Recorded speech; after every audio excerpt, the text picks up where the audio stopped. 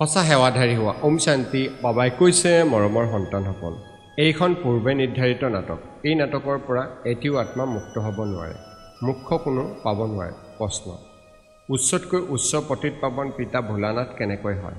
উত্তৰ, তোমালোক সন্তানসকলে তেওঁক এমুঠি চাউল দি মহল লৈ লোৱা, সেইবাবে পিতাক ভোলানাথ বুলি কোৱা হয়। তোমালোকে কোৱা, শিৱ বাবা মোৰ সন্তান। এই সন্তানটি এনেকুৱা যিয়ে কেতিয়াও একো নলয়, সদায় দিয়ে। ভক্তিত কয়, যিয়ে যেনেকুৱা কৰ্ম কৰে তেনেকুৱা ফল পায়, কিন্তু ভক্তিটো অল্পকালৰ কাৰণে পায়। জ্ঞানত বুজি কৰে, সেয়েহে সদাকালৰ বাবে পোৱা যায়। ওম শান্তি। ধাৰণাৰ বাবে মুখ্য সাৰ। 1.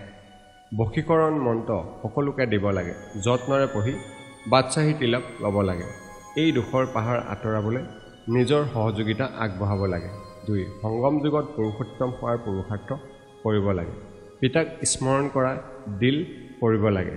বাকী যুগ বুলি কৈ বিভ্ৰান্ত হ'ব নালাগে। বৰদান, সেৱাত বিঘিনিবোৰক উন্নতিৰ জখলা বুলি বুজি আগবাঢ়ি যাওঁতা নিৰ্বিঘ্ন সঁচা সেৱাধাৰী হোৱা। শ্লোগান, বিঘিনি ৰূপ নহয়, বিঘিনি নাশক হোৱা। ওম শান্তি।